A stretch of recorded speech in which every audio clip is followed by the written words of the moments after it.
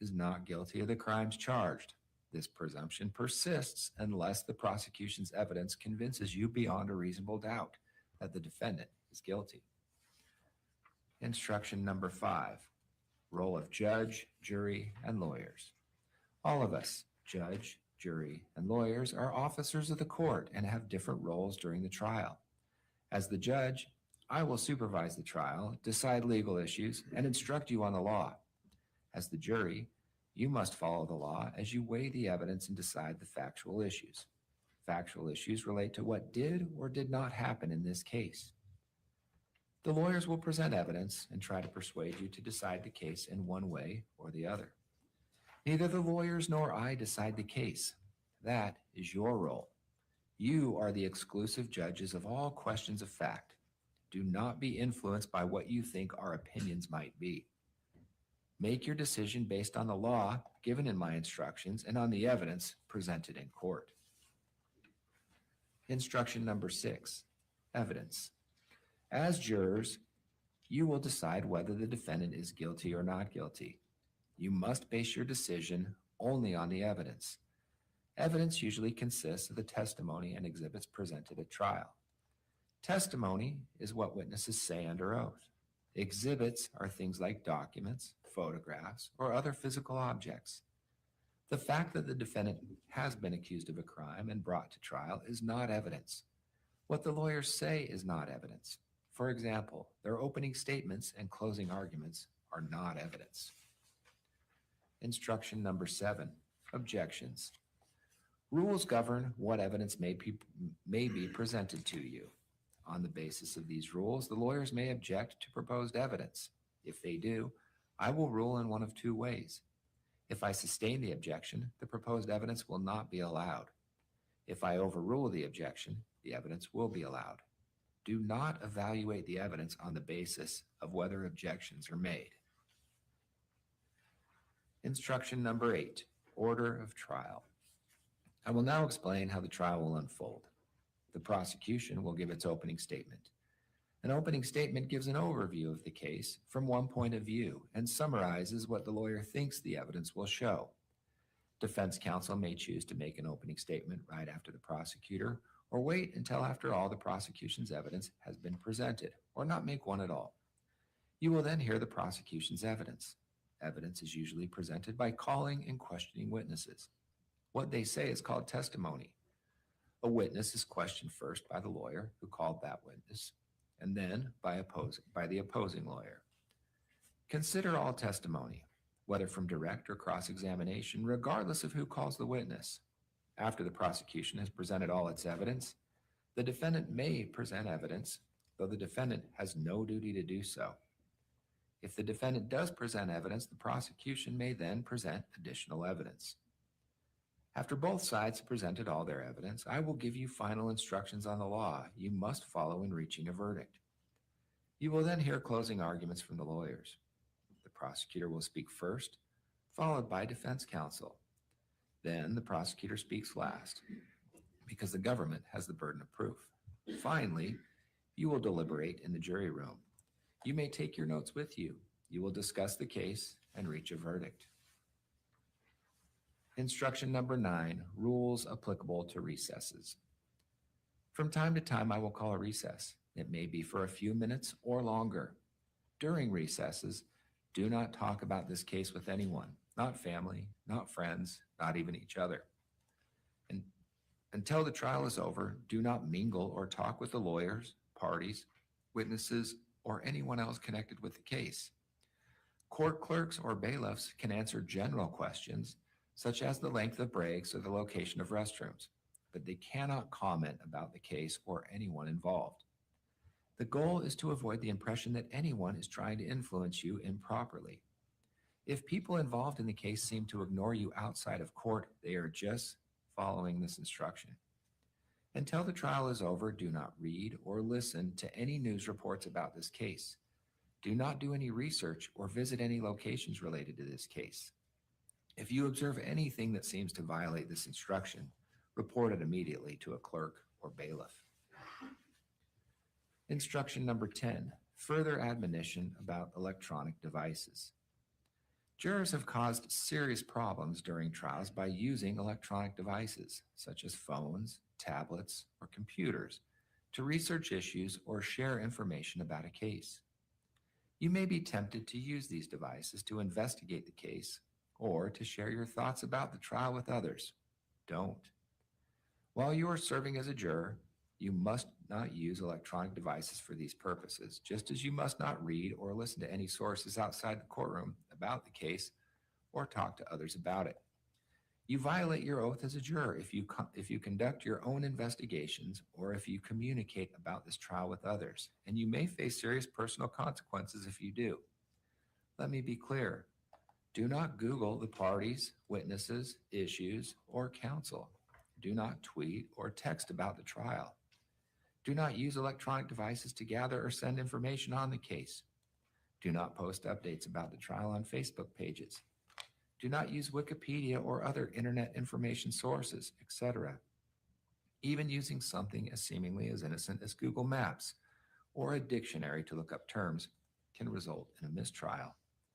Please understand that the rules of evidence and procedure have developed over hundreds of years in order to ensure the fair resolution of disputes. The fairness of the entire system depends on you reaching your decisions based on evidence presented to you in court and not on other sources of information. Post-trial investigations can occur. If improper activities are discovered at any time, they will be brought to my attention and the entire case might have to be retried at substantial cost. Instruction number 11, note-taking. Feel free to take notes during the trial to help you remember the evidence, but do not let note-taking distract you. Your notes are not evidence and may be incomplete.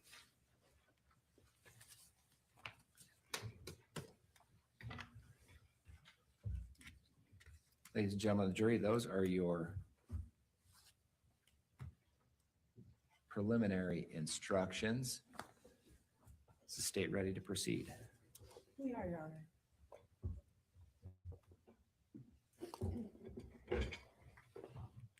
If you want to turn this towards the jury or a little bit more towards the jury, if that will be Will I helpful, you unhook can anything? certainly do so.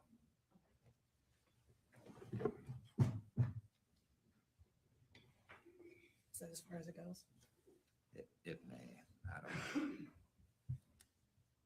Well, good morning. All right. After a long slog yesterday, we're here. I wanted to add one quick thing to that last thing the judge just told you about note-taking, because this frequently comes up with jurors. They want to rehear testimony or have it read back or things like that. That's not possible. The court doesn't have that capacity, and it's just not going to be available. So what that means is what you hear is that's the only time you're going to hear it. So whether that means you take a lot of notes or that you're paying really super good attention, that's up to you. But I just wanted you to know that in advance.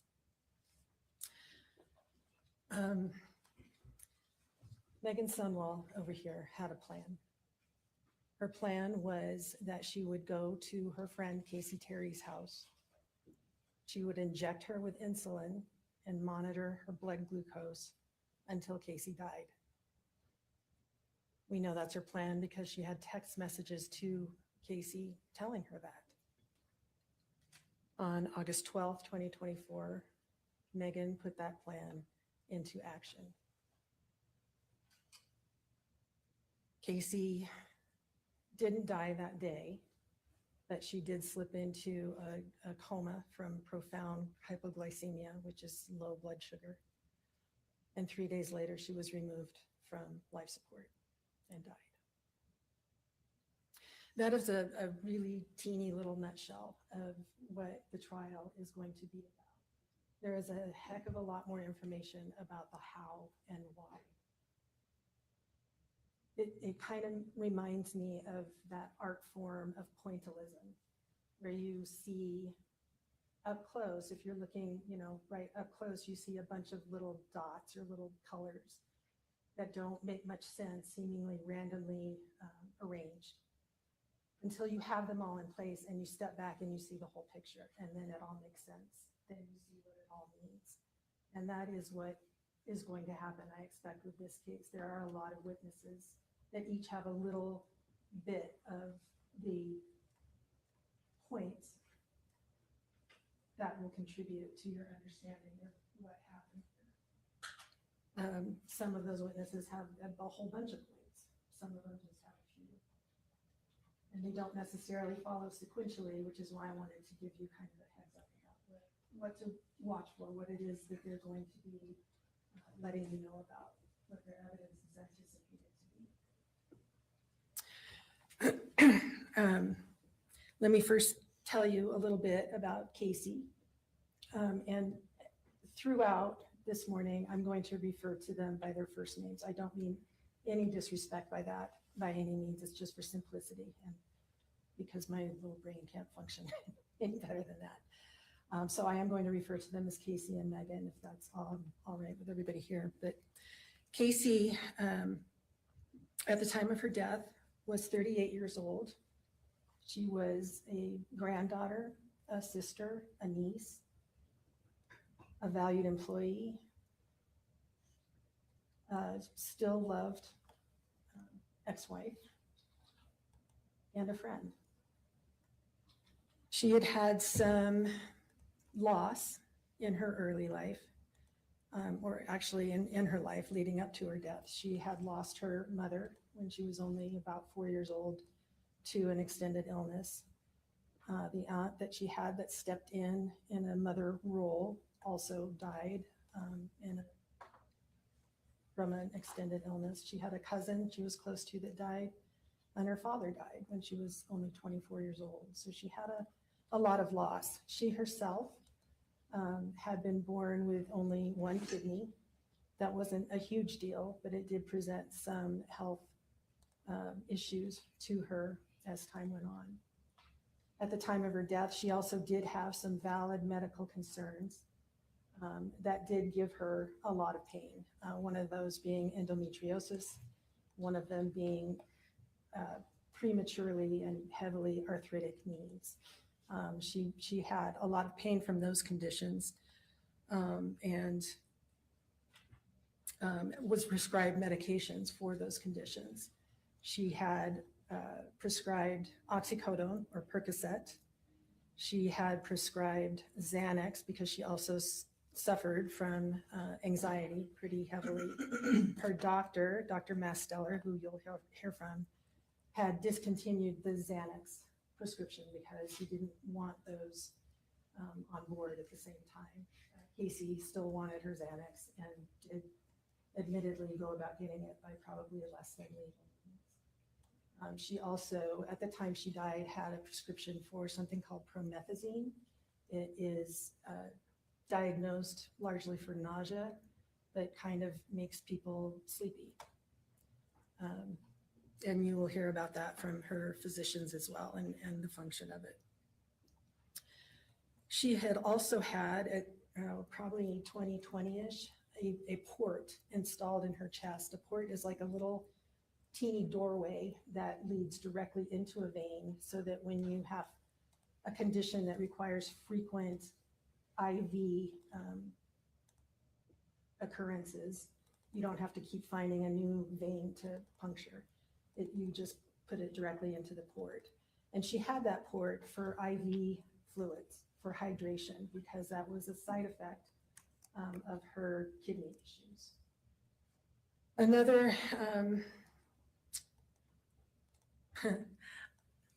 Another characteristic of Casey that is relevant to this trial and plays heavily into it, and not to speak ill of the dead in any way, but Casey was alive. She told a series of lies. You will hear about them. One thing I think the evidence would support is that those lies were designed to get and keep people's attention and interest. She didn't know a better way than to feign some type of illness or for some reason to create drama and draw people to her that way. One of those lies, well, let me come back to that. In around this time frame, probably 2013, 2016, ish, Casey met Meggan. They both worked at a facility called Chrysalis in Provo. That is a facility that offers services to people that are developmentally delayed or impaired. Casey was a house manager there for inpatient residents, and Meggan was hired as a nurse. She's an RN, and that was her function there. Casey actually met Meggan within her function as a nurse when Casey came to Meggan to take her blood pressure. They kind of hit it off. They got along really well. Their relationship or friendship developed, and they became very, very close. So much so that Casey spent a lot of time with both Meggan and her parents, her family, and they sort of took her in.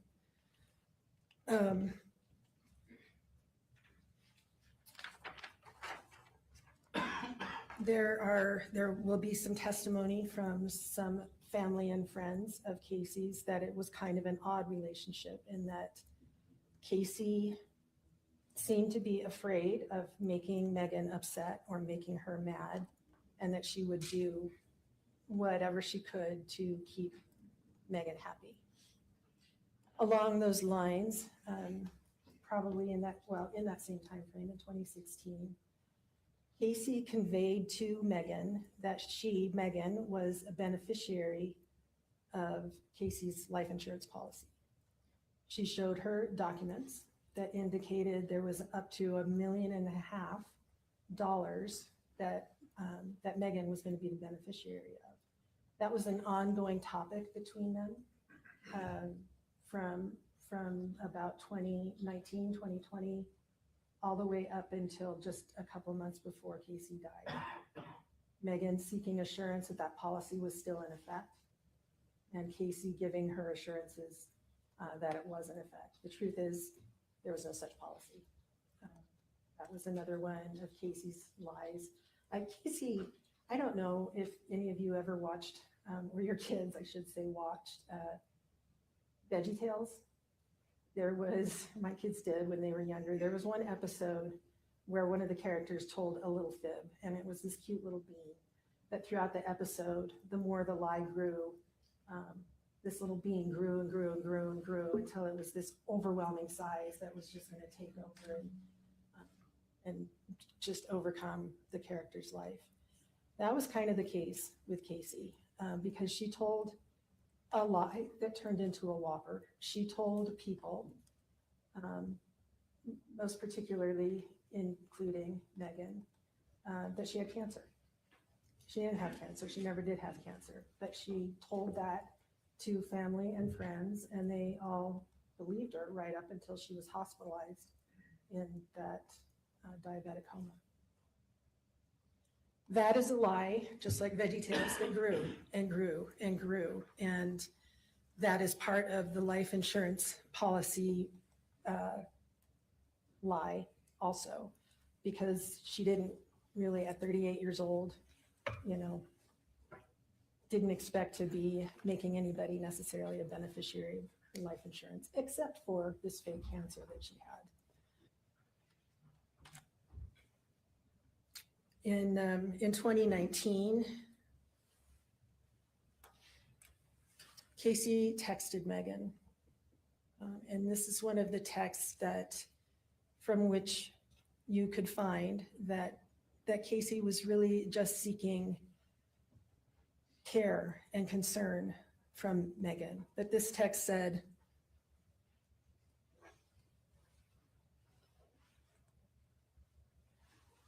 "Tell me that I'm not dying." And Meggan's response was not offering her affirming words or, live your life to the fullest while you have it or anything like that. She said, "I don't know if you're dying or not. I'm sorry. You need to be prepared no matter what happens." After this medical port I told you about was installed, Casey portrayed that as being part of her cancer treatment. She told people that was for because of her cancer, and she had home health aides that would come to the house and help her with, doing that IV hydration, IV fluids. She had delivered to her home bags of saline for that purpose. But she told her family and friends that those bags of saline were her chemotherapy. The lie continued to grow. She portrayed to Meggan that she was close to death. She portrayed to Meggan that she was in tremendous pain from cancer and wished to be free of her pain. It was a frequent topic of conversation between the two, and we will show you, there are reams of text messages between these two. I think there are something like almost 29,000 text messages. We're not going to show you all of them. That we would be here the rest of the year. But we'll show you some, and there was one in 2020 where Meggan told Casey, "There is nothing left for you here."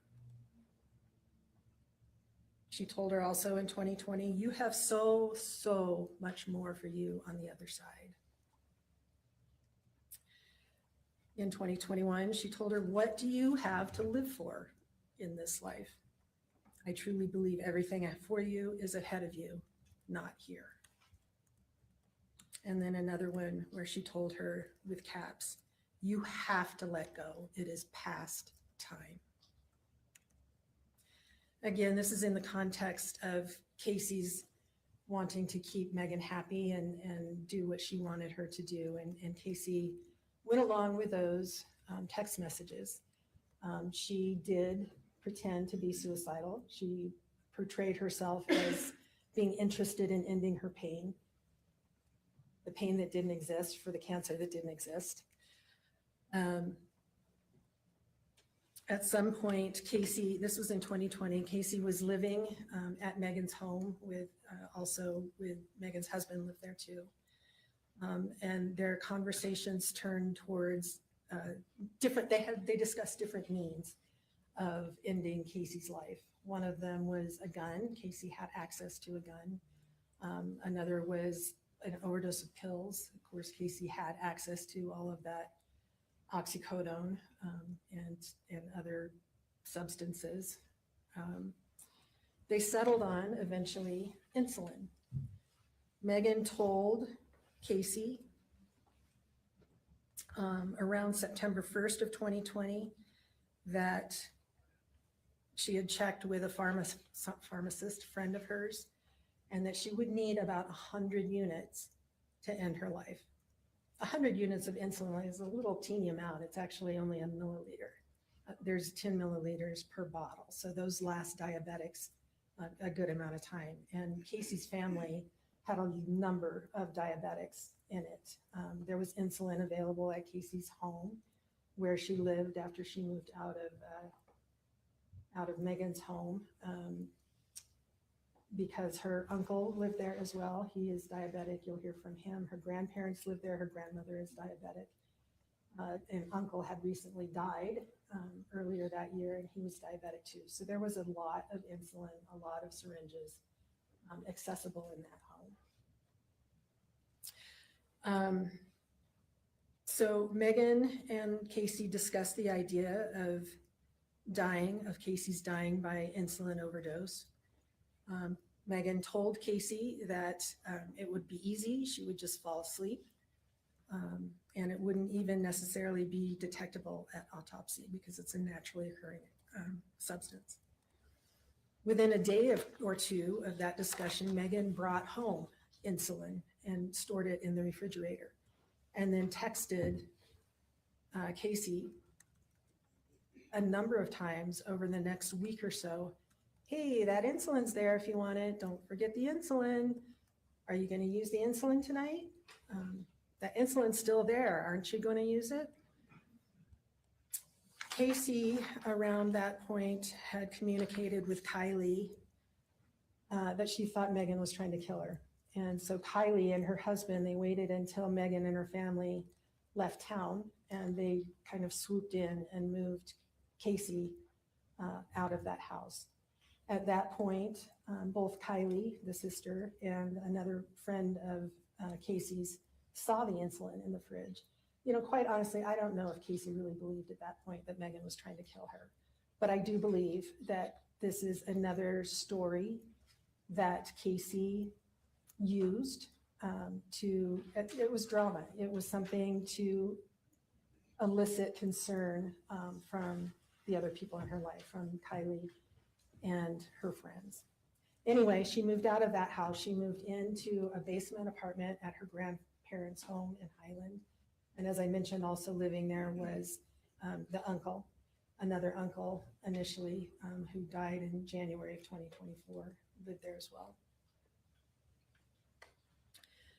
During that time frame, that did not end the discussions about insulin and insulin overdose. Meggan asked Casey in 2021 if Casey was nervous to do it by yourself. And then she asked her, "You want to know what I would do?" Meggan told Casey that she should draw up everything she had and give it all at once through her port, and then asked, "Do you want me to come over and do it?" Continuing her subterfuge, Casey pretended that she had made attempts using insulin to kill herself. She would text Meggan that she had tried to do it, and she started to, this lie again continued to grow and grow and grow. And the details of it became so outlandish that it appears to be a cry for help. She knew she was making ridiculous claims, Casey, thinking, I believe, that Meggan would catch on and call her on it. She told Meggan that she had used 4 bottles of insulin. That is 400 times the amount that Meggan had told Casey she would need to cause her death. At a later point, Casey told Meggan she had used 9 bottles, 900 times what she would need, and she was still alive and kicking. Meggan didn't call her on it. She continued, the conversations. "Oh, I can't believe that didn't kill you." And it continued to progress. Eventually, Casey pretended to be in hospice care, that there were nurses and doctors coming over to her house all the time. She concocted a story about a surgery that her doctor, Dr. Masteller, was going to do for her, or arrange for her, that would allow her to absorb medication so she could die. That was one of her stories. Another story, she would send just ridiculous vitals to Meggan, knowing that Meggan was a nurse, and those vitals would be things like a temperature of 75 or a blood pressure of 0/40. Just insane, ridiculous, stupid numbers. And Meggan never called her on it. But these stories continued to grow. Casey fabricated an entire hospice care team, and they would communicate, these fake people would communicate with Meggan through Casey's phone. There was a fake nurse called Becky with whom Meggan would communicate on Casey's phone. There was a doctor, Dr. Robinson. Casey pretended to have Dr. Masteller coming to her home. Like I said, there was a whole team of these people, and they would communicate pretty regularly with Meggan, telling her, "Oh, she's near death. She's almost there." Meggan always expressed excitement about that. Oh, I hope it's true. To back up just a little bit, in March 2022, Meggan had sent a text to Casey telling her, somebody, parentheses, should probably be me, should be with you and continue to give you doses of insulin so your blood sugar will actually stay low and you can pass. Well, that became the plan. It was referred to a number of times after that Meggan would help Casey. In June 2024, Meggan told Casey, "I'll come and help you and give it insulin to you regularly and see if it works." Casey came up with another subterfuge, which is that she would tell Meggan, okay, I've drawn it all up, meaning I've put insulin into these syringes and it's all ready to go.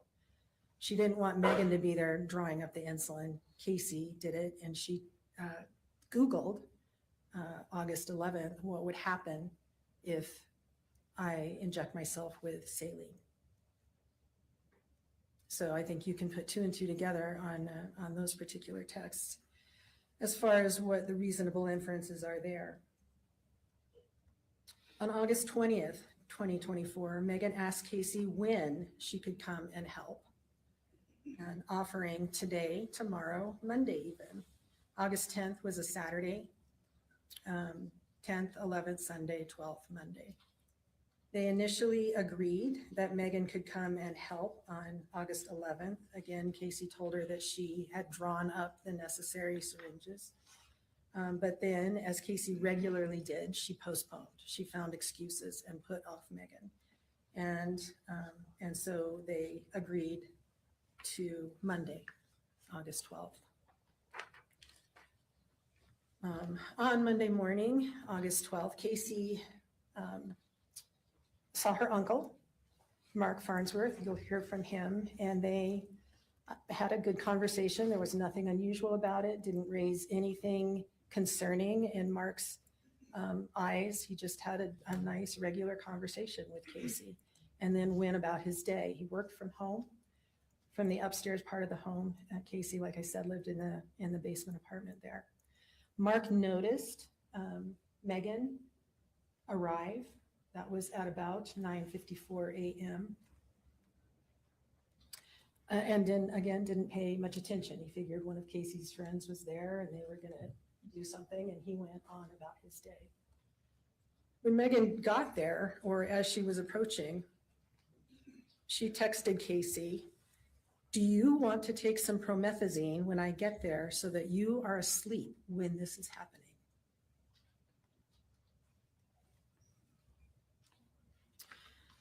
Somewhere around 9 p.m., Mark, so almost 11 hours later, Mark got concerned because he hadn't heard any sounds or signs of Casey that entire day. And the vehicle, Meggan's vehicle, was still there. Casey's grandfather had actually been trying to call Casey and wasn't getting an answer. So Mark went to check on her in the basement. When he went into Casey's room, he saw her lying on her bed, struggling to breathe, unconscious, or at that point in a coma, and Meggan sitting there watching her. Meggan's parents were also there. They had arrived about an hour earlier. Meggan had called them to come and give her a blessing of release, make her die faster. None of them called 911. Meggan claimed she didn't know what was happening. She was well aware of what was happening. They found a glucose monitor in Casey's room that showed that her blood sugar had been tested 19 times over 10 hours. That began at 9:18 a.m. That was probably, most likely, because Meggan wasn't there yet, Casey testing her own blood sugar to see what was normal for her. And it was normal. It was at about 87. That's a regular, perfectly good blood sugar level for a non-diabetic. Her blood sugar was tested 8 times as it dropped from 87 when she tested it to 64 by 1:19 p.m. Less than half an hour later, at 1:43, the monitor showed a level of 43. Casey would very likely have been unconscious at that point.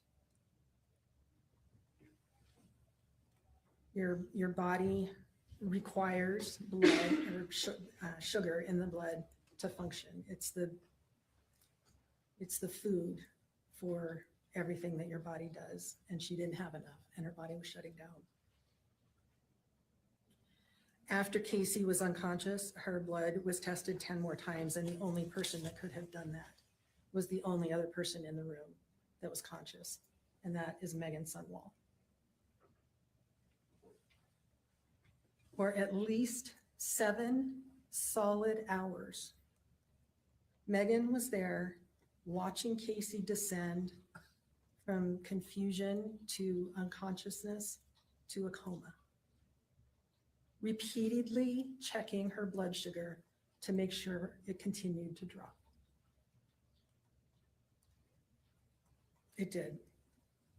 Meggan did exactly what she had promised Casey she would do, which was when she said, "I'll come and help you and give it to you regularly and see if it works." Well, it worked. By the time Casey got to the hospital, her blood glucose level was 14. She was in a coma from which she never emerged, and she was removed from life support on August 15th. Was life insurance enough? Well, 1.5 or $1 million is a pretty hefty incentive for a lot of people, but Meggan also happened to be in financial distress, and that was another topic of conversation between the two of them. Since the beginning of the year in January 2024, Meggan had lost her job. She had run over something on the road and caused $4,000 worth of damage to her car. The car ended up being totaled. Her husband had doubled his child support requirements from a prior marriage. They owed on taxes. And then the car that they did have kept overheating. But she was stressed financially. She expressed in February of 2024 to Casey, Casey expressed to Meggan, "I wish I could just pass so you could get out of this mess." And Meggan's response was, "If you dying would get me out of this mess and darkness I am in, I would take it."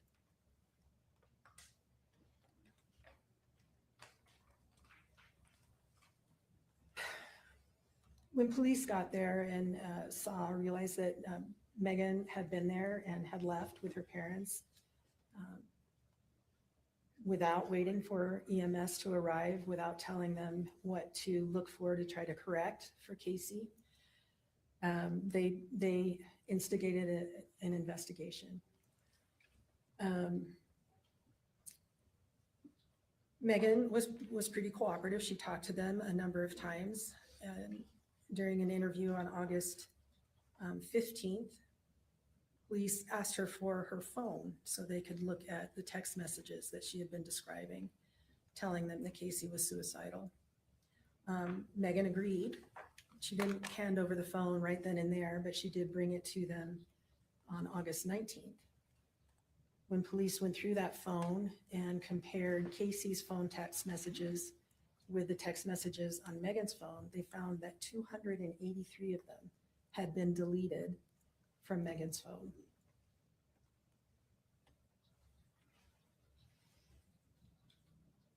When police asked her about that, she told them that she did it so she wouldn't look like she had done what Kylie was accusing her of, which was murdering Casey, sorry. For deleting those messages, Meggan SUndwall is charged with obstruction of justice. That is simply, I want to make sure I'm saying it right, when someone alters or destroys anything, such as the text messages, with the intent to hinder, delay, or prevent a criminal investigation. That one's the easy charge. The other one is aggravated murder. Aggravated murder happens when somebody intentionally or knowingly causes the death of another and does so with aggravating circumstances. The aggravating circumstances that are alleged in this case are that she did it for pecuniary or financial gain, or that she did it by means, again, I want to make sure I give you the right language, causing death by means of a substance administered in a lethal amount. So the question that you will be probably spending most of your time on is cause. What does it mean to cause someone's death? Cause does not mean in the law in Utah that she had to be the sole cause. Meggan did not have to be the only reason that Casey died. If you find beyond a reasonable doubt that Casey would not have died but for the actions of Meggan, that is sufficient.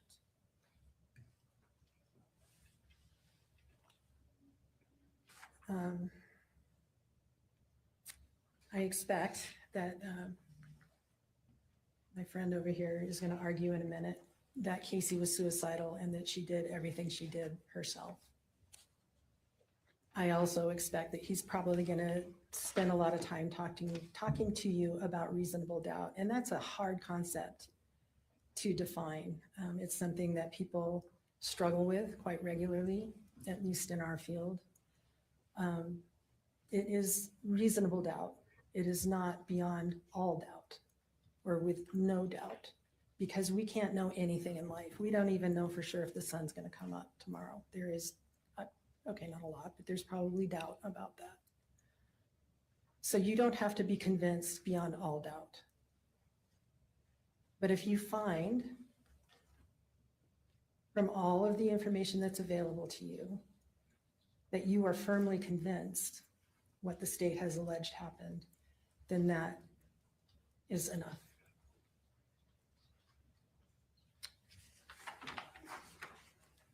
I talked earlier about the concept of pointillism and how all of those little points form a big picture. And the little points, just so you know who is coming, that are contributory to this picture will include Casey's sister Kylie and her uncle Mark, her best friend Michelle Tingy, her ex-husband Casey, her family calls him Boy Casey, Casey Tanner, a friend, Christian Clements, Casey's employer, Mike Larson. You will hear from Meggan's parents who were there for some of that incident that night on August 12th, Levoy and Renee Randall. Additional information will come from her doctors, Dr. Masteller, the doctor who performed her knee surgery, Dr. West. There is a nurse that communicated regularly with Casey. Her name is Amber Ludvigsen. There's a nurse practitioner who took care of Casey while she was comatose. Her name is Diane Allred. You'll hear from her. You will hear from one of the first emergency responders to arrive at the house that night. That is Lone Peak Police Officer Norman Robinson. Believed at the time the call came in was that they were responding to just an overdose or possibly a suicide, and treated it accordingly. You will hear from the investigating officers, Melissa Farney, Lone Peak Police Department detective, and Richard Hales, who has a really long title of Special Agent with the Utah County Attorney's Office Investigations Bureau. I spit it out. You will hear from the medical examiner that was in this case, operated in this case, or conducted an autopsy, Dr. Ben Murray. Also the toxicologist, Scott Larson. You will hear from also the special agent from the Utah County Attorney's Office that did the phone downloads, Justin Seitzinger. You also hear from another medical examiner who didn't do the autopsy, but has experience with insulin overdose cases to provide some additional information to you, and also an endocrinologist who has specialty in the effect of insulin on the human body, on a system. And she will be testifying. Her name is Dr. Kelsey DeSalvo. So those witnesses will give you all those bits and pieces. Like I said, some of them are massive, some of them are tiny, but they all form that big picture. That overall picture is, I believe you will find that Casey neither wanted nor intended to die on August 12th. Even though she pretended, she did want to, in an increasingly desperate attempt to keep Meggan's attention and affection. The evidence tends to establish that Casey thought she could handle Meggan, but she didn't count on Meggan's determination. Meggan was there. Meggan was in control. Meggan had the means and the knowledge and the understanding. And Meggan stood to gain from Casey's death. Meggan wanted Casey to die to relieve her from the stress of her financial situation. And that plan worked. Casey died from an overdose of insulin. At the end of this trial, after you hear from all those people, we will again stand before you and ask that you find Meggan SUndwall guilty of having done so, guilty of aggravated murder, and guilty of obstruction of justice. Thank you.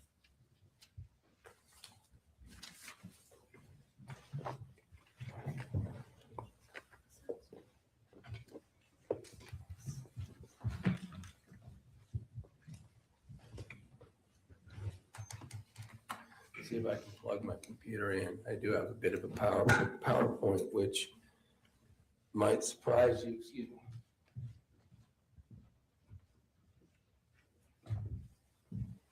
Given the gray in my beard. But when you see me use a PowerPoint, you'll see that I still don't know how to do it very well. And I'm not doing it to impress you, that's for sure.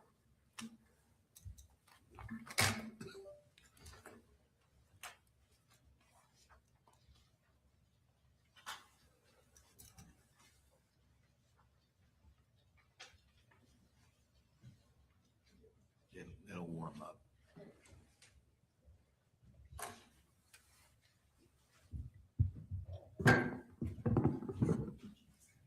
Mr. Williams, if you're going to be walking around, I need you to get that wireless mic on. Judge, I have never had a problem with that. I'm not often accused of being too quiet. And can I ask that Brooke let me know if it's not working? Is that okay, Judge? As long as you're near a mic. Okay, I'll do my best. Otherwise, we can't pick up everything. I'll stay here. One juror trying to reach Cole's attention to see if. I don't know if the TV can go a little higher. I don't know that it can. We can work on that. Yeah, this one's kind of maybe on a break or something. Yeah. We'll try and do it on a break. This one's stuck. So.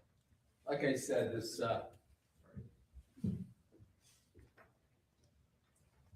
PowerPoint may not be that important, may be helping me more than you anyway.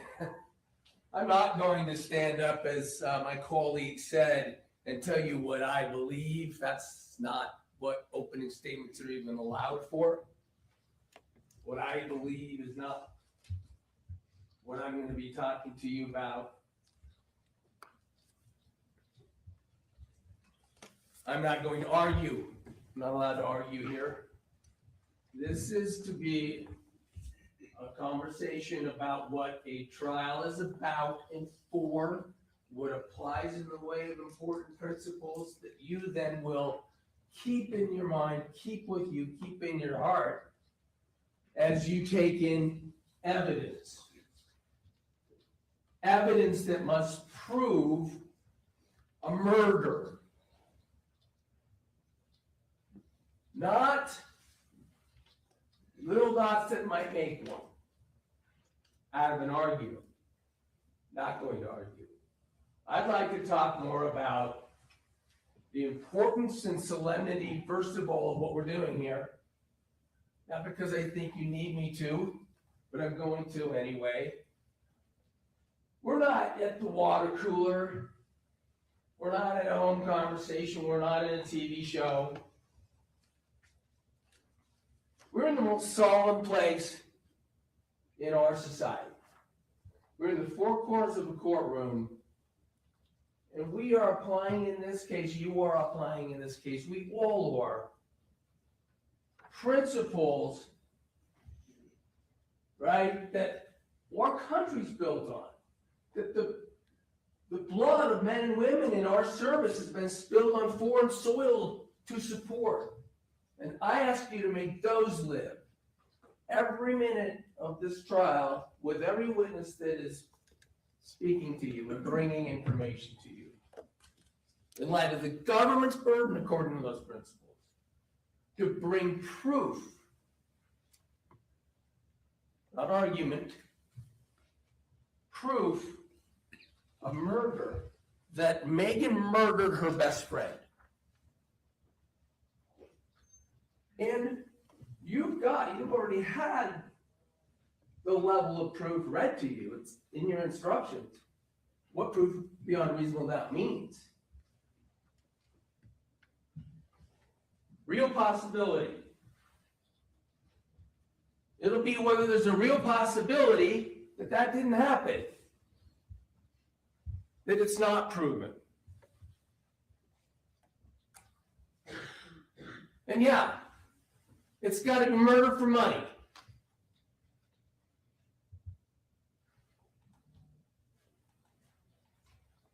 You will hear about suicide because that's not murder for money.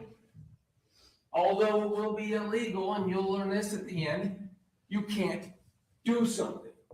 You can't act in this state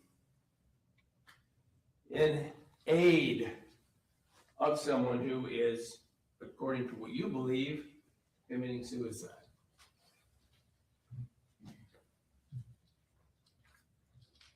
And quite frankly, that applies to if this person, in this case, Casey Terry,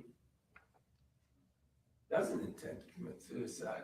In fact, it's just faking it and overdoing it to her demise. And so the single question I submit, or the largest question, not ARTDOT, but a question under the principles that apply, is, will the state prove by evidence, beyond a reasonable doubt, with no real possibility to the contrary, that something happened in that room that Casey Terry could not have done to herself? I'm going to talk about it. I'm going to elaborate a little bit more on the evidence that I expect you to see. I ask you to keep in mind that it's because the state has this burden that they go first. And witnesses are witnesses, I submit to you. They're not the state's witnesses, although, of course, you'll see, and it will be obvious, the biases that state's witnesses have. They know what team they're on.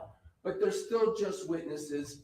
And when I ask questions, I ask you to pay attention, of course, to those answers and how they're answered, keeping these principles in mind as well. There will, however, also be evidence that you would expect in a case, in a court of law, with those burdens, in the way of forensic testing, medical information testing, and those sorts of things as well. And there'll be an investigation spoken of by Detective Varney and by Richard Hales, who worked in tandem, although as you'll learn, Richard Hales works for the prosecutor's office. And I'm going to be critical of that. I'll get to that in a moment. I'll tell you why I think that effort isn't going to have been fair to you in your decision making in terms of the burdens of proof. Casey Terry Meggan, I'm going to put that up. SUndwall. I don't think it's going to be disagreed or become the closest friends that you could imagine. And how it became that way, I think the evidence will show, is extraordinarily important. Because you will find that Casey Terry is exhausting in the attention that she seeks from Meggan. Exhausting.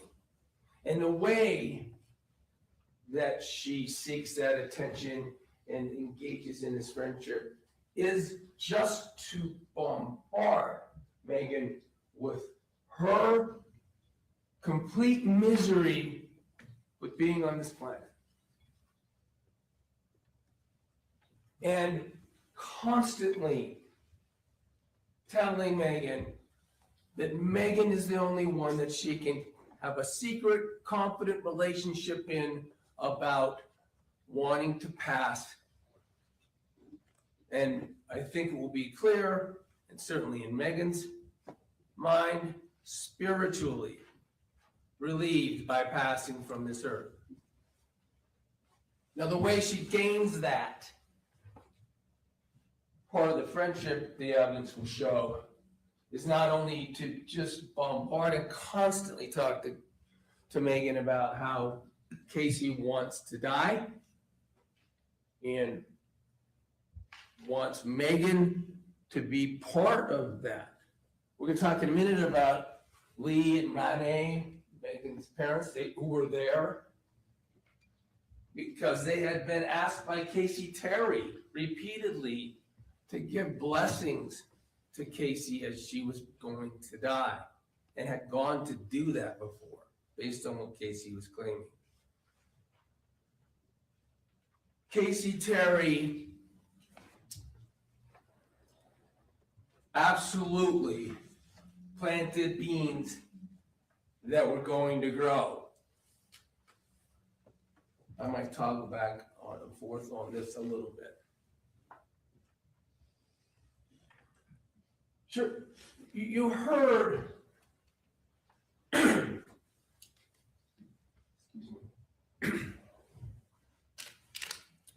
you heard Ms. Thomas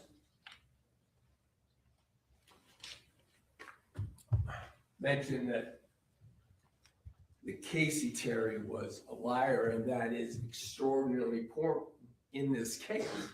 Certainly, we all probably know people we think are liars, and it affects our lives one way or another, depending on the importance and the nature and severity and their ability to get us to believe.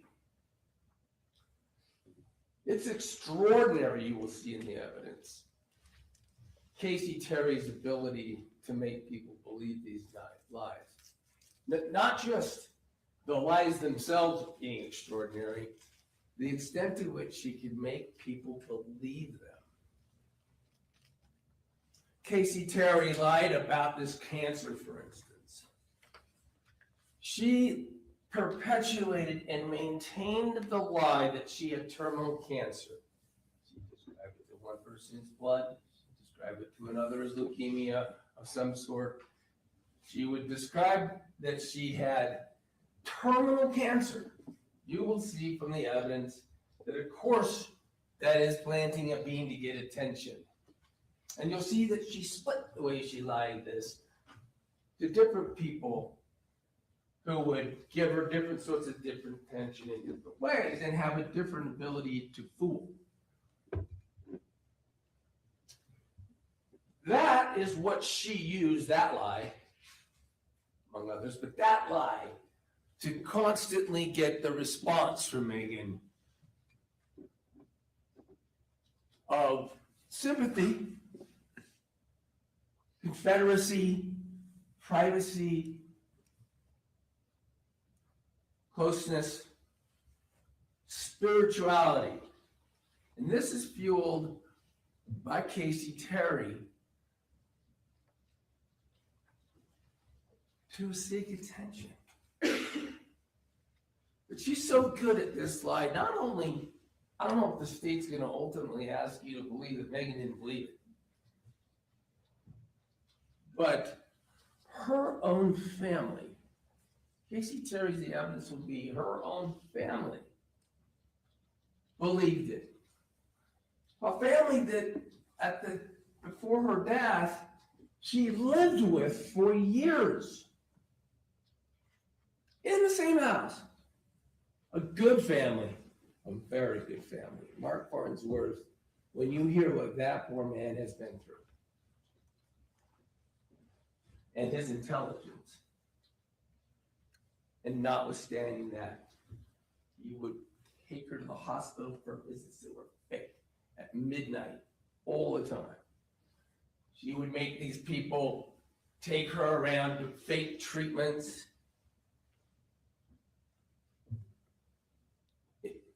For years. And it's because they believed her. They learned she didn't have any cancer. They learned she didn't have these other ailments. She would talk about kidney disease. They learned she was healthy when she died, according to the doctors. They learned it from the doctors at the hospital.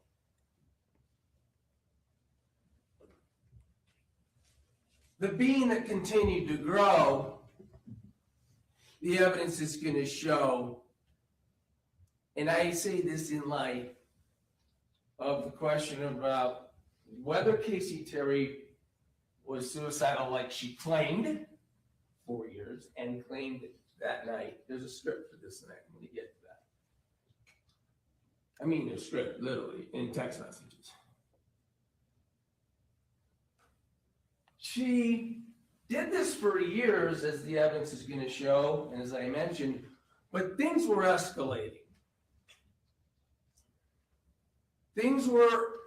She was calling the doctor more and more towards the end.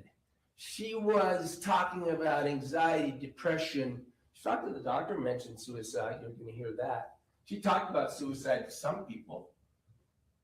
She certainly ramped up her supposed misery level.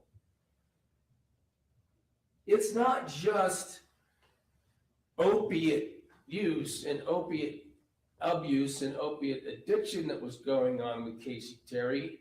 Casey Terry was buying, selling, exchanging drugs with other people. It was ramping up.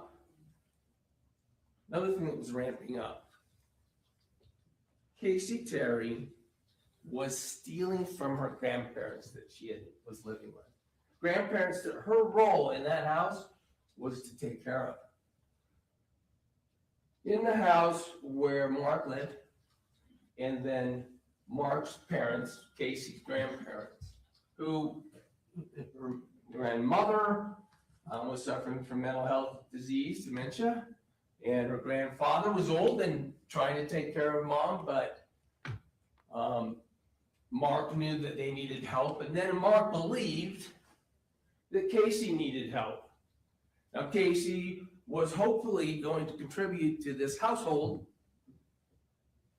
by helping her grandparents. Well, what she was doing is stealing from them. And towards August 12th, it really ramped up.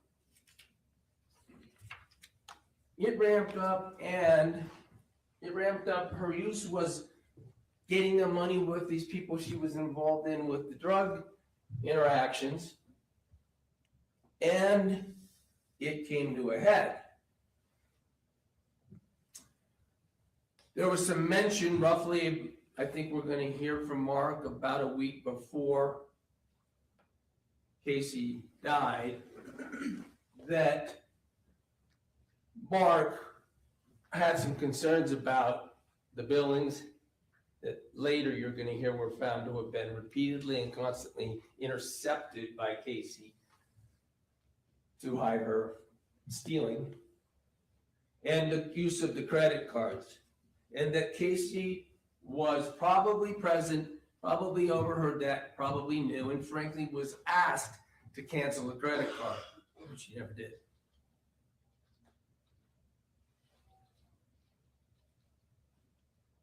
So as you contemplate the state's position that it's somehow ludicrous to believe that Casey Terry was actually maybe going to take the off-ramp that she had created, the evidence will show, you'll be able to contemplate whether the being had grown out of control. And she knew that life as she knew it, as a liar, had finally hit the critical breaking point, and it was going to come out. Now, Meggan, one SUndwall you'll hear about was an easy mark for Casey Terry. The evidence will show, and it will show through the very communications that are going to be introduced. I submit to you, cherry picked to the extent out of 28,000 text messages that go on. Of course, there's phone calls, they have meetings, these people are friends. At one point, as you heard, they lived together. Meggan and Mitch let Casey live with them. That she never called her on it, is what you just heard. The evidence is going to show. Meggan wouldn't call her on it. When Casey would tell her stuff that was ridiculous, 74 degree temperature. You're going to see and hear that happened all the time. Meggan offered unconditional love to Casey Terry. She didn't call her out on things. You're going to hear that even her doctor didn't call her out on some stuff when Casey Terry, as her doctor, I expect, is going to agree and testify, use the medical service process to gain attention by coming up with false maladies. You're going to learn, there's going to be Kyle Hancock. He's a psychologist. He's clinical work and he's done expert work. And he can help you understand, even from an expert standpoint, not only about someone like Casey and someone like Meggan, but what that means in terms of those two types of people having a relationship and the dynamics of that. So as the government suggests that Meggan should have called her on it, stop being an unconditional friend, I think you'll be able to look from the evidence as to why that would be, to the extent that it's not already obvious. And quite frankly, throughout their relationship and throughout conversations and throughout constant and exhausting pleas from Casey for Meggan to unconditionally accept what she said, unconditionally show love, and promise to see her through the end with blessings from her father and being present in a form of helping her by being present when she died. They were even referenced spiritually. Freedom from the pain that Casey was claiming in the form of a spiritual release. This is the room where Casey Terry essentially died. She went to the hospital and was taken off support, but I think the evidence is going to show she was never going to live after paramedics took her from this room. I blew that up. You can see on the left, up next to her bed in a frame, are Casey and Meggan. The closest thing to Casey when she essentially passed. This is the room that is the scene of what the supposed murder was. Or suicide. What Meggan believed to be a suicide, it looked like a suicide. It's another fake that Casey overdid. Events.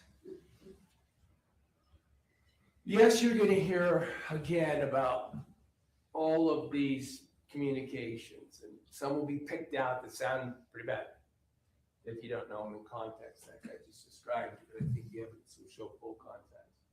Discussion about if you're so desperate, I hope you just do it. I hope you just commit suicide. I'll help you if I could. Meggan says she's being bombarded by Casey begging to go. And by the way, this is an instant overdose guy. It's not a new topic in their relationship. You will see from the evidence that talking about dying by insulin in this always in terms of a suicide, a way to pass, had been talked to them, between them, for years and years. When she lived there, you'll see texts that show that because of that, Meggan would even bring it and have it in the house. They're not diabetics. There's no diabetics that live there. Casey's not a diabetic.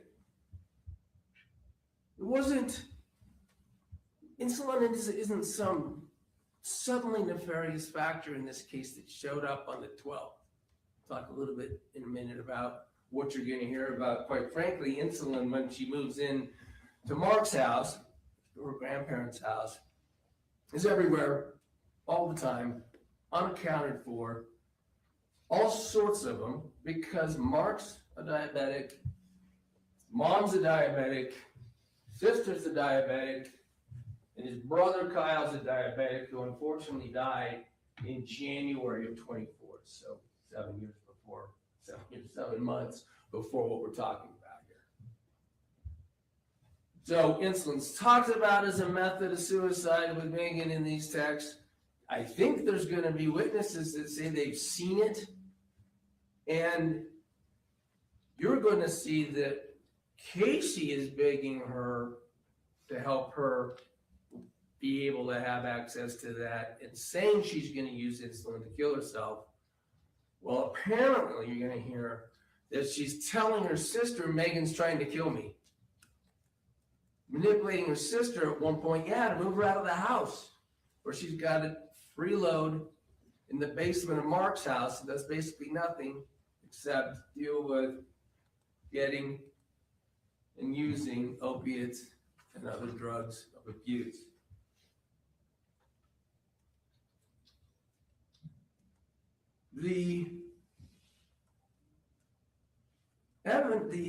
The events were scripted out in Texas, you'll see. They planned for Meggan to go be over there. And once again, that Casey would use insulin to engage in an overdose. And again, it's uncontroverted. She had the ability to get insulin anywhere she wanted in that house, and no one would even know. Same for syringes. Now, this port is different. You don't need a syringe for a port. You can inject something into a port through just a plunger type syringe that doesn't have a needle. You'll hear evidence that probably wouldn't have been used. It caused the death here because of the different way it would act if you just put it right into a port versus subcutaneously. So there was a script. She was going to come over, and Casey would be there. Meggan would be there, and Casey would engage in an overdose. Suicide.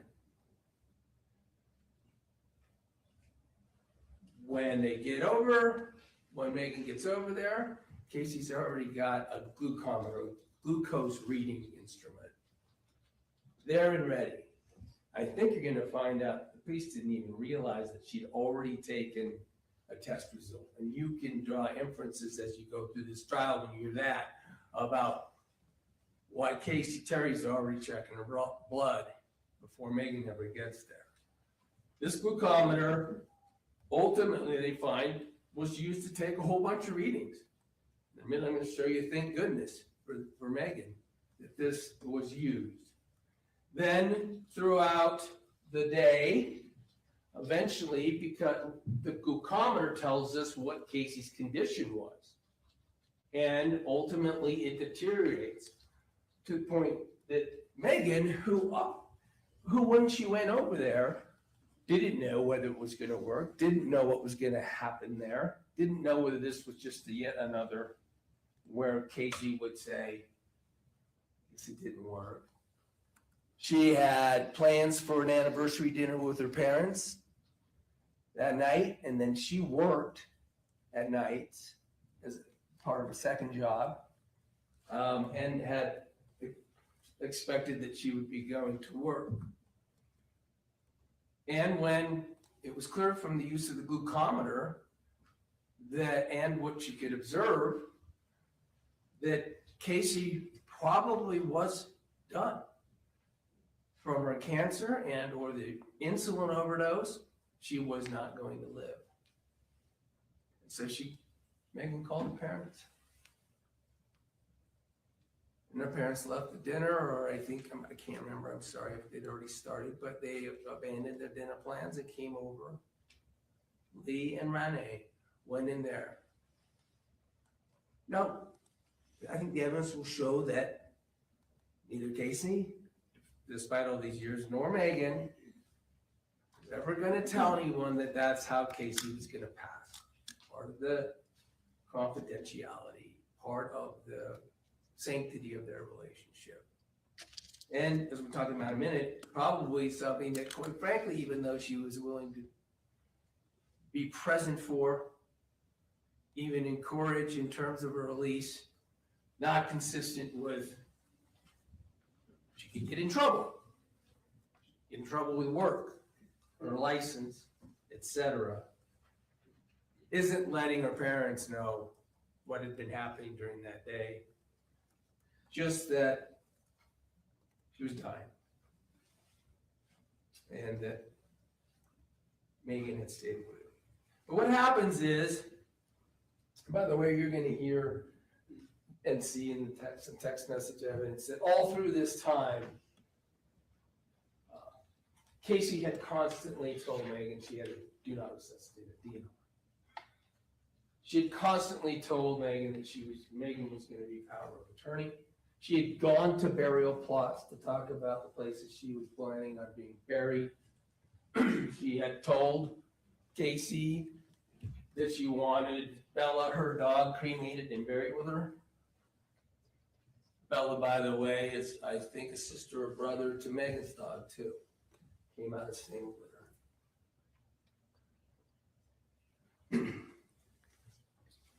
She had told everyone else, the evidence is going to show the opposite, that Meggan was some sort of awful person, that she was afraid of Meggan, that she thought Meggan was going to hurt her or kill her. What happens when Mark, the uncle, comes down from his office upstairs at 9? And by the way, I'll let the evidence play out on that day. I'm not sure what Mark's going to say from the stand. You may hear that some testimony has been given in various places in this lawsuit, and recorded interviews were given with witnesses, and so sometimes that may be needed to be used to refresh their recollection. The best I can tell you is what I expect, and you'll see it happen. But when Mark comes down, he calls Kylie because of the distress, obvious distress, that Casey's in, and Kylie loses it. She says, call the paramedics. Meggan is killing her. Immediate accusation. And sounds like, based on what I think that you'll find were lies by Casey to Kylie. Meggan calls Kylie. And Kylie lays into Meggan, get out of the house. You're killing her. I'm going to get you put away or take you out or something to that effect. And screaming at Meggan accusations. The importance of that is for you to consider what Meggan does end up doing, which in a lot of ways made it look pretty bad. She now knows that someone's going to actively go after this. She ultimately, on this subject, speaks. She has this worried response. She does speak to the police, but she also, I think the evidence will show, realizing she's going to be accused, realizing she was there, maybe suicide will come up. It's on everyone's phones. Deletes like 280 messages about insulin. I think the evidence would be over the course of all of this communicating time, there's probably 5,000 messages with insulin in them. These are close in time and proximate to that date. Sure thing, I think the evidence is going to show that Meggan would have preferred not to have anyone know she was present when her friend passed. But does the evidence prove she did something? You can't do something to help someone in a suicide. And no one here is, I mean, we all know you can't kill them. In her interviews, she doesn't tell the story. She explains what she did. She's not asked much. I think they're going to play the interviews. She doesn't tell what happened in there. They used a glucometer in case he was committing suicide. And she deletes these texts. Can't do that. For worst reason is it makes you look pretty bad. Police say that as they're finding out about the deletions of texts and stuff. The police are telling her, doesn't look good for you. The text does not look good for you. Being there with these texts to talk about insulin on an insulin overdose does not look good for you. But in one interview, Richard Hales, Special Agent Hales, I'm going to work hard to get it right. My understanding is it's new, the Special Agent title, and so I've been referring to him, and everyone deserves their title. Detective, Special Agent Rich Hales. He explains what the principles we're applying in this court mean. Dead on. Does not look good for you. So we're doing other things. DNA, forensics, medical. You're saying you didn't do anything. When he asked her the blunt question, did you do something? Did you do something in that room in relation to Casey's overdose on insulin? You've said no, that's great, but if there's evidence to prove otherwise, we have a problem. Meaning Meggan.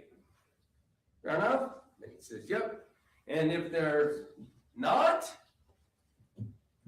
I will ride off into the sunset.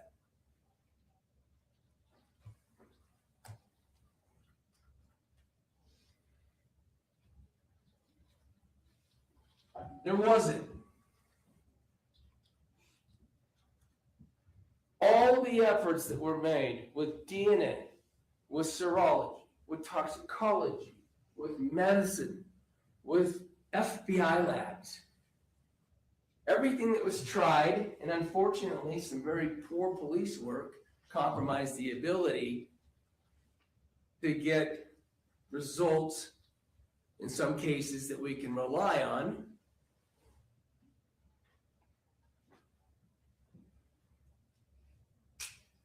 Failed to prove in a court of law, failed to be evidence and proof that Meggan did something in that room. And the reason is confirmation bias. Confirmation bias occurs when an officer believes in or searches for evidence to support a favored theory while ignoring or excusing contrary evidence and is disinclined to change the belief. It's normal. We all have confirmation bias. But in police work, we can all imagine and agree we need to pay attention to the evidence of how it could have affected the proof beyond a reasonable doubt. Whether it makes Meggan look guilty. If you think at the end of the trial, of course, that she did it, you'll have to acquit. It has to be proven, or proof that Meggan's guilty with no real possibility otherwise. That's in your instruction. So what was the evidence? In the room, the paramedics come. Yes, Meggan and her family are told to get out, and they do. They leave. Although Meggan's mother, who also believed in the DNR that Casey said she had, and that Casey's desire not to be resuscitated and to go to where she wanted to go, was pretty mad. She was pretty hot. She said, Meggan is her best friend. You're doing the wrong thing by calling the paramedics. And then they're ushered out, told to get out. Mark calls them, the paramedics come. They do what they need to do. It's always tough on a scene. We're going to call it a crime scene. That's the state's theory, is that it's a crime scene. Because they need to do what they need to do, and sometimes it can affect, obviously, the integrity of the crime scene. They leave, and here's what is ultimately in that room. Syringes. 2 syringes are found. There's some of the plunger type that you could use for the port. 2 syringes at least. Turns out there's 3. I'll get to that in a minute. That are insulin syringes. In other words, the means for Casey Terry to utilize them to inject insulin into her body. And like I said, the evidence is that that's not surprising, since they're all over the house and available to her at any time. They send these syringes. Let me be clear about the 2 syringes, because I just misspoke. There's a syringe that is found over by where Casey Terry is. I think the evidence exhibit is going to be 2, or not exhibit for you, but police item number. The one found in the room. What happens is, Mark, ultimately, about 3 or 4 days later, is out cleaning up some things outside in the patio area where Casey would go meet friends, smoke cigarettes and such, and had a garbage can for it. This Fanta box up in the upper left-hand corner. That Fanta box he was going to crush to throw away. That's, by the way, Fanta is what Casey drank. Fanta orange. There's Fanta orange cans in the room. You'll see the evidence, you'll see the body camera. And as he manipulated the box before he crushed it, he could tell something was in it. So he pulled it out, and it was a rag, a black rag. You can see it in the right part of that picture. And a syringe, a box that no log insulin could be in. And a piece of paper that would come from the box. In other words, evidence. So he called Detective Varney. Detective Varney said, "Oh, take some pictures of it, I'll pick it up later." But in that, there's a syringe. So we have 1 syringe from the room at that point.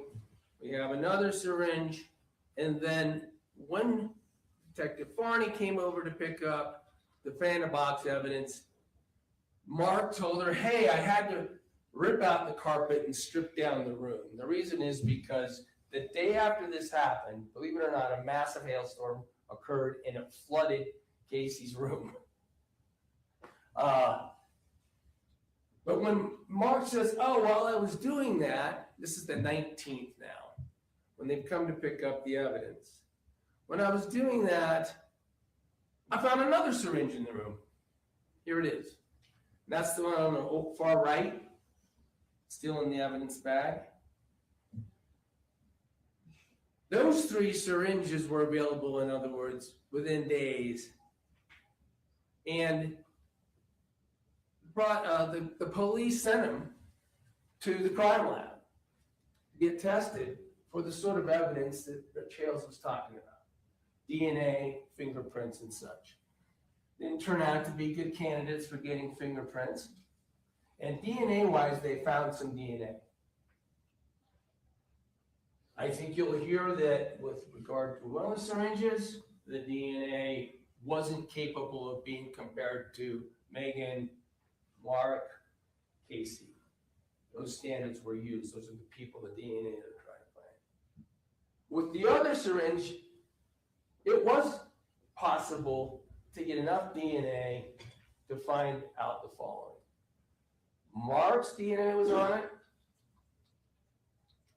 Casey's DNA was on it. Meggan is excluded from any DNA on it. By the way, as you're going to hear, they arrested Meggan in March of 25, March 20th. The results that I just described you hadn't even come back yet. There's no DNA from Meggan, no fingerprints from Meggan. And one of the other things you're going to learn is that it turns out that Farney, Detective Farney and Special Agent Hales never collected the Fanta box or the rag. I think the evidence will be that there's probably not a better item to get DNA off of than a rag. And not a better item to get fingerprints off of than a smooth surface of a Fanta box. Mark hadn't put those in the bag. Detective Farney said, toss the stuff in the bag and I'll come get it. Although, incredibly, when they went over to pick up the bag, Mark showed him he still had the Fanta box in the rag. They just let him toss it back in the trash. You know, so that's the state of that evidence. We have syringes now with Mark saying he found one when he ripped up the carpet the next day. 2 in the room, 1 in a Fanta box, a vial with some missing that Mark will testify to be enough to kill a non-diabetic, in his opinion. Let's talk about the glucometer. Thank goodness. Now, granted, you're going to hear that Meggan didn't tell him what happened in the room that day. Didn't tell him about a glucometer, about an insulin overdose, about Casey's plan. This glucometer was used, and it was used by Meggan. That'll be the evidence. Because right around 43, which was at 1:43 p.m., a reading of 43, you're close to, if not unconscious. It's not clear. Definitely at 30, that's 2 o'clock p.m. This shows that Casey would have been unconscious, and it shows that she would have never regained consciousness. So it gives a timeline. My understanding is, with all these experts and all of this medical testimony, and taking this evidence for what it's worth, there is no medical way to find that after Casey's blood sugar was 43, more insulin went into her. So the evidence you're going to hear from any expert that comes to that stand is going to be, sorry, I touched my computer and messed it up. It's going to be that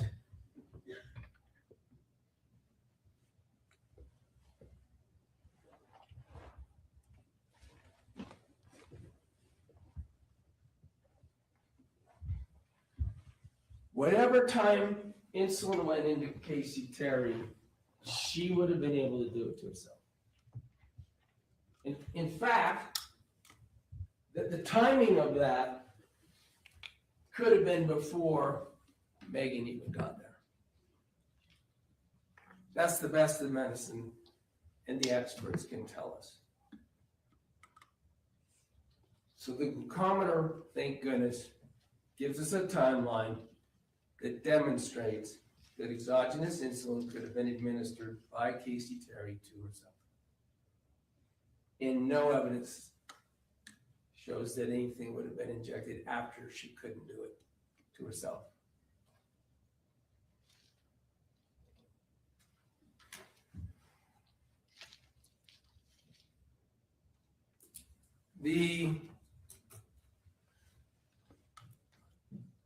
I showed you some other syringes. A couple months later, it sounds like Mark actually also found more syringes in his brother Kyle's room, which is right down the hall, the next bedroom from Casey's. Some of them, one of them at least, was preloaded. Kyle was a diabetic, and he would preload syringes and put them next to in his bedside stand or something.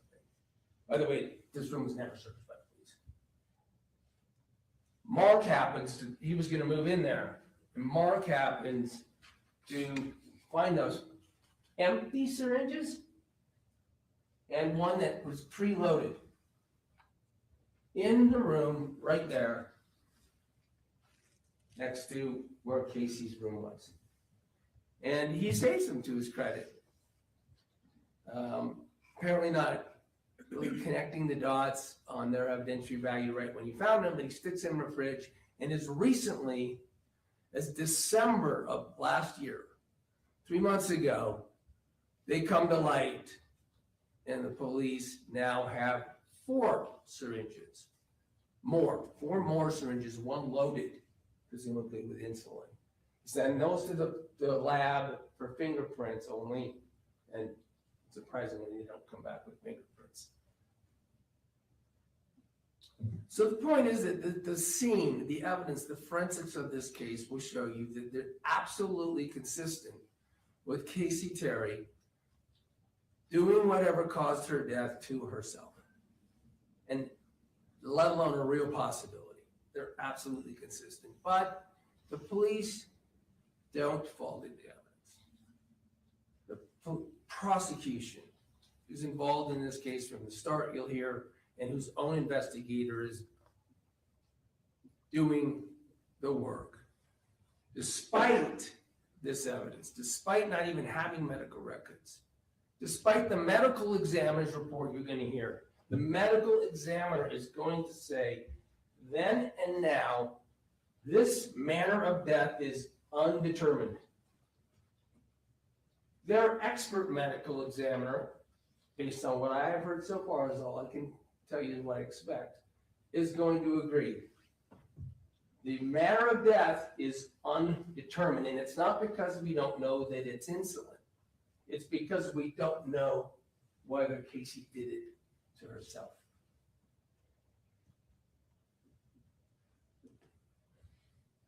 But this case is going forward anyway. The police went and arrested Meggan before most of these results were in, before medical records were back.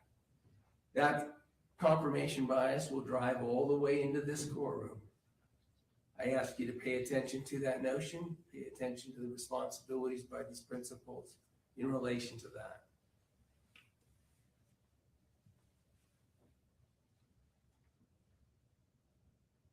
Everybody, frankly, their evidence is their minds are blown about how they got fooled by Casey Terry in so many ways.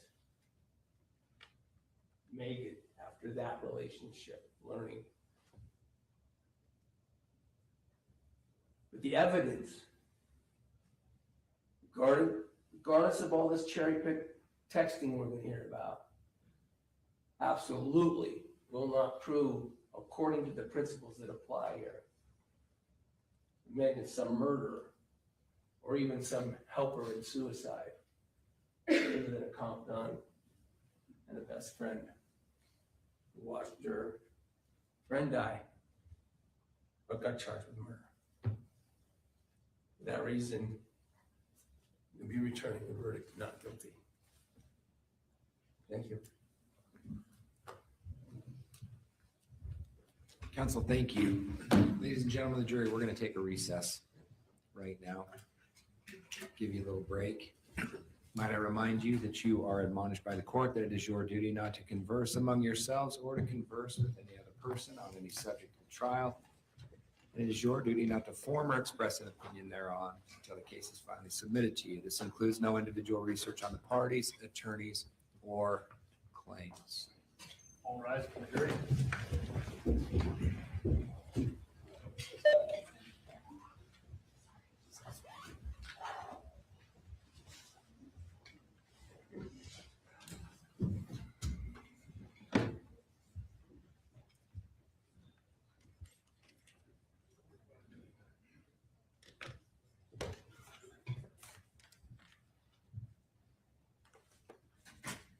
Please be seated. Is the state going to be ready with your first witness after the recess? And is there anything we need to cover before we begin? Yes, With our Judge, the witness. state will be, the state will be ready for its first witness. I do want to make a record, and we can talk about remedy for this, maybe later or now, whatever's convenient for the court. But in Mr. Williams' opening PowerPoint that he refused to show us before showing it to the jury, he had in there that the government has to prove beyond a reasonable doubt that Casey could not have done it herself. That is in direct contradiction to this court's order issued last Friday about the burden shifting on whether the government has to disprove suicide. It could not be more directly contradictory than what this court ordered. It misstates the law. It misleads the jury. It's, again, completely different than what this court ordered that we treat the law on the subject. At a minimum, the state will be asking for a curative instruction, and I know that we have not finalized closing instructions, but I think a curative instruction is going to be needed. Thank you, Mr. Williams. Good. Obviously, I disagree. The legal issues were whether or not the lesser included, which the state has agreed, is it going to be a lesser included when offered by the defense of aiding suicide, is not an affirmative defense. The crux of our issue, our legal issue, which you ruled on Friday, was that the sorts of things that apply to affirmative defenses are not part of this case and these legal issues. In other words, they do not have to prove that Ms. SUndwall, beyond a reasonable doubt, that Ms. SUndwall didn't believe the committed or attempted to commit murder. That's what the affirmative defense circumstance is. The elements of aiding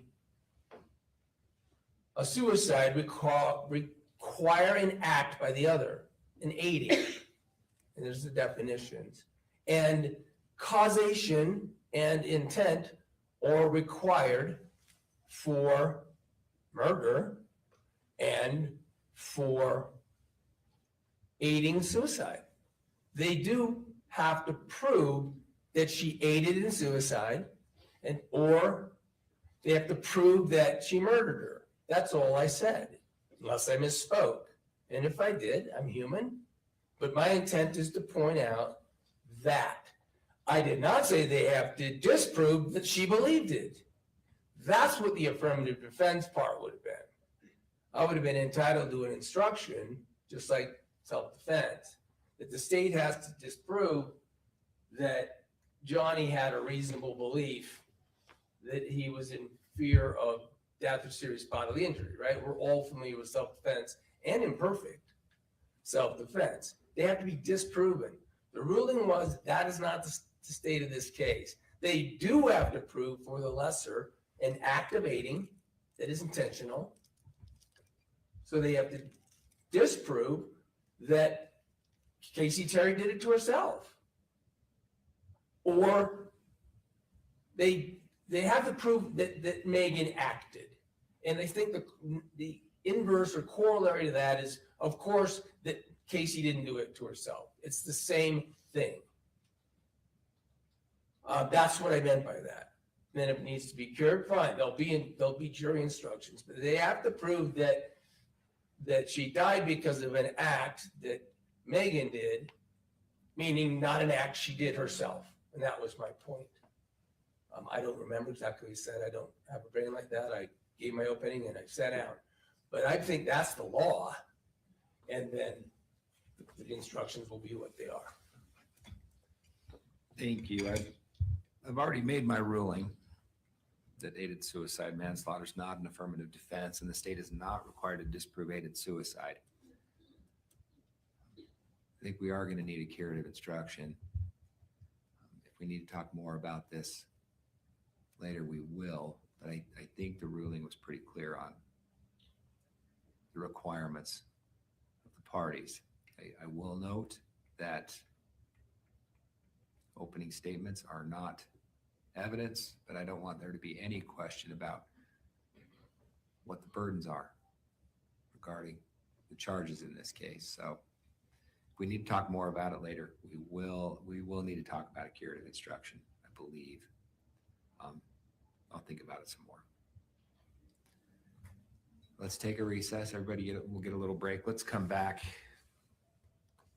We'll give the jury some time. Let's come back at 5 after, and we'll get started with the first witness, and we'll work up till lunch. Is that okay with everybody? Yes, thank you. Yes, sure. All right. Thank you, counsel. We'll be in recess.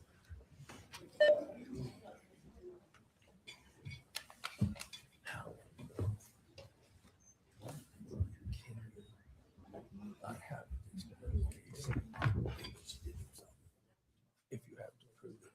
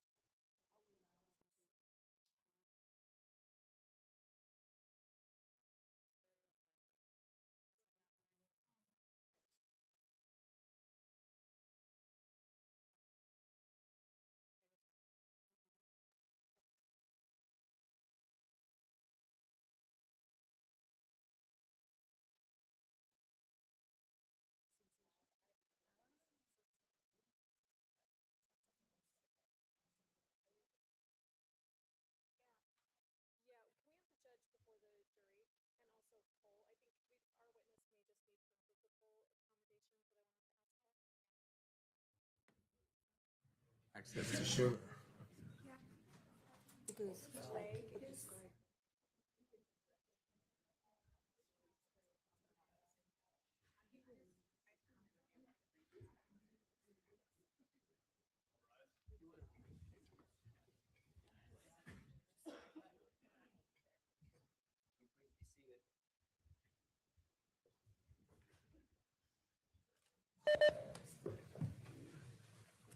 We're going to go back on the record on case 25140 on 132 State of Utah versus Meggan SUndwall. Ms. Hunt. Yes, Judge, I just wanted to make the court aware, and maybe we could do something in advance, but our Mark Farnsworth, our first witness, he has a recent injury to his leg, and if it starts hurting him, he might want to prop it up on a chair. And if it was possible for us to kind of just maybe stash a chair somewhere there, or just so we don't kind of interrupt the flow of testimony, or if that's just in case. Yeah, we can work around that. okay. And then also, as the court remembers, he is diabetic, and so he may need to snack on something. If he wants to bring those up Okay. with him, he certainly can. And then I expect him to be a longer witness, particularly with cross. So maybe we go, I don't know what time the court was thinking about lunch. We're going to work up till noon, Okay, and then we'll take our lunch break and come back and get started with him again. Okay. I know that's not optimal, but no, that works great. it's better for the jury to have Yeah. those kind of breaks. Yeah, of course. Anything else? Anybody? No, Your Honor. All right. Let's bring him in.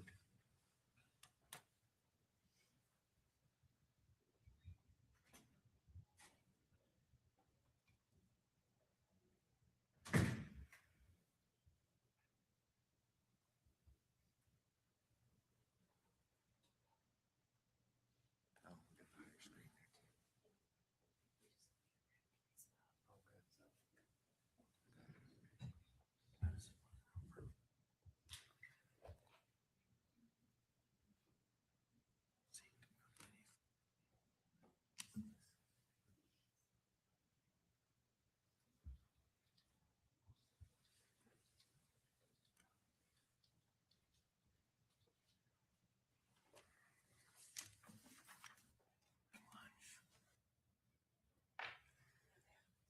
Oh, good.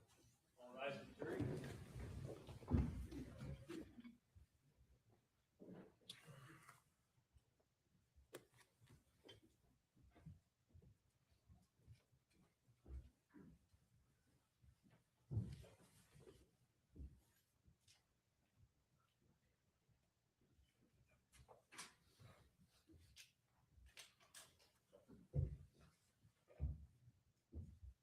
Please be seated.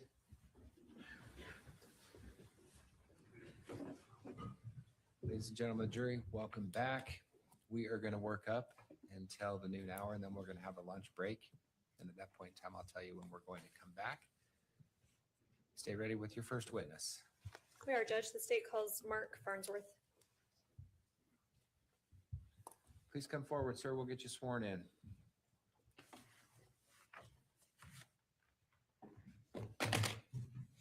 Please raise your right hand. You do solemnly swear the testimony you shall give in the case now before the court will be the truth, the whole truth, and nothing but the truth, so help you God. Thank you, sir. Come on up here and have a seat.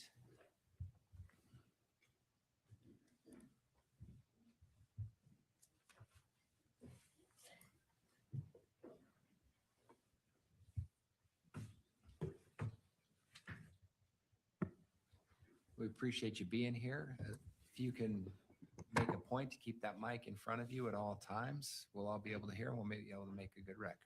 Okay. Thank you. Counsel. Afternoon. If you could please state your name for the record.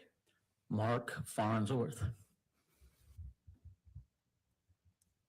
Not your exact address, but where do you currently live? I guess what city? That was a bad question.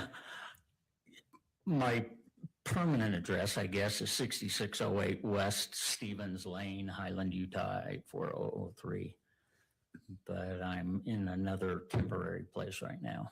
Where are you living temporarily now? American Fork, How long have you been living in American Fork? since about July.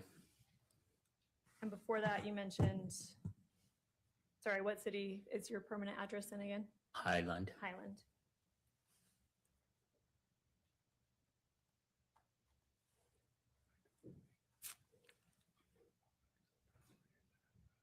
And sorry, before we dive into questions, you, just for the record, you have a little backpack with you, is that right? Yep. You're diabetic. Yep. What's the point of your backpack? I guess, why do you carry that with you? Just to be prepared for anything that happens. If my blood sugar goes low, I've got stuff to take care of that. If it goes high, I've got stuff to take care of that. So, and just for the record, if you need a snack or something happens medically that you need to focus on, just let us know and we're happy to accommodate that, okay? Okay. All right, so going back to when you lived in Highland, how long did you live in Highland for?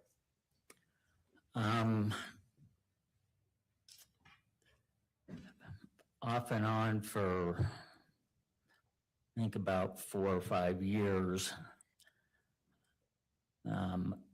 I was in and out different times. Okay, we'll get to that in a bit, but did you know Casey Terry? I did. How do you know her? Or how did you She's know my her? niece. On what side of the family is she your niece? How is she related directly? My younger sister, Michelle, was her mother. And is your sister Michelle still with us or has she passed away? She passed away. When did that happen? I think 1983, somewhere in there. Do you remember how old Casey would have been at the time? About 3. Does Casey have any siblings? Say that again. Does Casey have any siblings? Yeah, one sister, Kylie.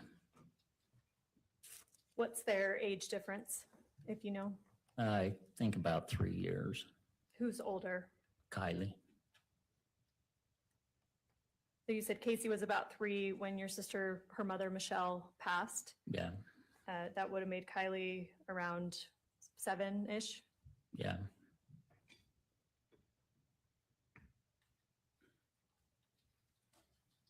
When Casey and Kylie were children, where did they live? What state? Utah. Were you living in Utah at the time? No, Where were you living? Georgia. How long did you live in Georgia? 14 years. You remember what year you moved out to Georgia? 1990.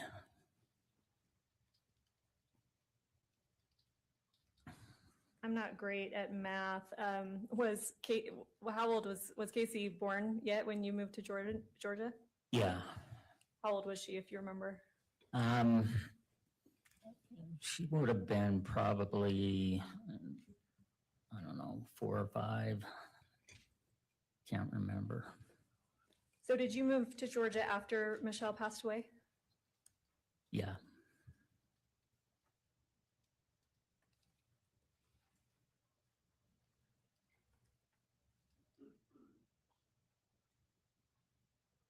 Did Casey, I guess, was Casey's father around during her younger years? Yeah. Is he still with us? No. When did he pass away? 10 years ago, somewhere in that neighborhood, I think. I want to ask you a little bit about kind of family dynamics, understanding that you were probably in Georgia for part of this, but what were the family dynamics like for Casey and Kylie when they were younger? They lived with their dad, but him being a single parent with 2 little girls, they spent a lot of time with my parents, and my mom, I think, played a pretty influential role in their lives. And we used to go on hunting trips together and do a lot of family activities together with Casey and Kylie and their dad. Fair to say they were a close family at that time? Yeah. How did Michelle die? Diabetic complications. And then you said about 10 years ago, Casey's father died. Do you know how he died? I think it was cardiac and respiratory problems.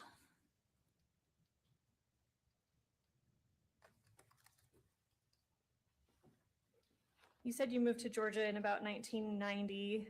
I'm sorry, I already forgot how long you said you lived there. Do you remember when you moved back to Utah? 2004. What was the point of moving back to Utah? I had been through a divorce, and my job brought me back. What city did you move to when you moved back to Utah in 2004? Island. And what was your living situation at the time? I was living in Highland with my parents because I was commuting a lot with my job, and actually ended up commuting back to Georgia every week, and I was down there about 25 days every month. So when I would come home on the weekends, I just had a place in the basement of my parents' house. Understanding we're kind of talking about a large chunk of time here. You moved back to Utah in 2004. What were your parents' conditions health-wise at the time? My mom is also type 1 diabetic. My dad, who is about to turn 89, very healthy. My mom for the last 5 years has been in cognitive decline, and it's gotten to the point where it's, pretty advanced. What was your mom's health condition in 2024 before Casey died? She's brittle diabetic, and so she requires constant monitoring by my dad, and then my younger brother also has passed away due to diabetic complications, and that's the reason I ended up moving back in there to help my dad, because he just had to take care of my mom, my brother, and Casey. And I'm the backup plan if he goes down with a stress stroke or something. Okay, I want to ask a little more about that. So you mentioned you moved back from Georgia in part because of a divorce, but also to help take care of some of your family members. Is that fair? Yeah. You mentioned a brother. What's his name? Kyle. And when did he pass away? January of 2024. And did you say he was also diabetic? Yep. What was the reason for his death? Just 50 years of diabetic complications. He had 2 kidney transplants. You said your mom, I believe, was brittle diabetic. What does that term mean? Really hard to control, drastic swings in blood sugar levels. Is that a separate diagnosis, or is that a term? It's a term that people use to describe the level of severity. And you said she was type 1? Yep. Is everybody that we're going to be talking about here that's diabetic type 1? Yep. How does that differ from type 2? Type 1 is the more serious. You can't control type 1 with metformin or some pill. Insulin dependent is what type 1 is. When you say insulin dependent, what does that mean exactly? You either take injections or have an insulin pump.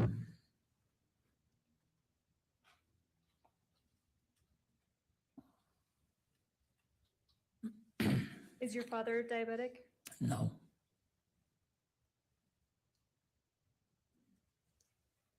So starting in 2004, I want to walk through the timeline. When you moved back, sounds like maybe just on some weekends because you were still commuting out to Georgia quite a bit. Who was living at your parents' home? My mother and father and Kyle.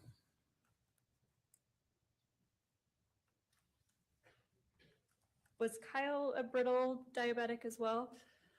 Yeah. So you helped your father care for Kyle and your mother, is that fair? Yeah, for the first several years that I was back, he wasn't, he could live a fairly normal life. But after the second kidney transplant, and eventually that started to fail, his health just declined. When we talk about understanding this may differ, but let's use Kyle as an example. When you make reference to living a normal life as a diabetic, what does that typically look like?